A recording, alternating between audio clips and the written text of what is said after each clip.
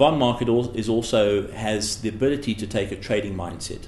So if we've gone through a period where interest rates have increased, there is a higher degree of probability in the future that interest rates could be coming down, because interest rates tend to be what's called bounded. They will go very low, and as the business cycle changes, they will go up, and they tend to come back down again. We're in a very unusual cycle at the moment because of the global conditions. A term that's been thrown around, quantitative easing. What is that, and why is that important for the bond market?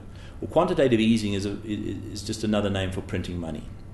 So what is happening around the world is that the central banks of the world are physically printing money by buying bonds in the bond market. So they're behaving like one of the participants in the bond market, and essentially creating money, going to the bond market and buying bonds. Any marketplace where you have more demand for something, there's more buyers than sellers, that asset becomes more expensive. And the interest rate world, when you say things are becoming more expensive, interest rates go down.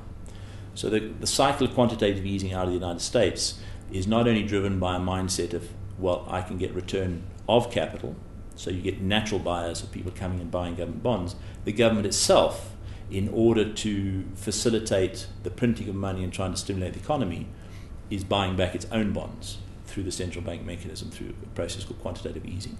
So remains a significant amount of demand for good government assets, and that has brought interest rates down significantly. So if you're fresh to the game right now, what does that mean from a risk-return perspective? Well, if you're happy to leave your money with the government for the 3, 5, 10-year horizon you might be taking, you can wait to get your money back. But if you have a trading mindset and you bought a 10-year bond, and in, say, 3 to 4 years' time, things have changed and interest rates have started to bounce back because circumstances are now better, you could suffer capital losses at that point.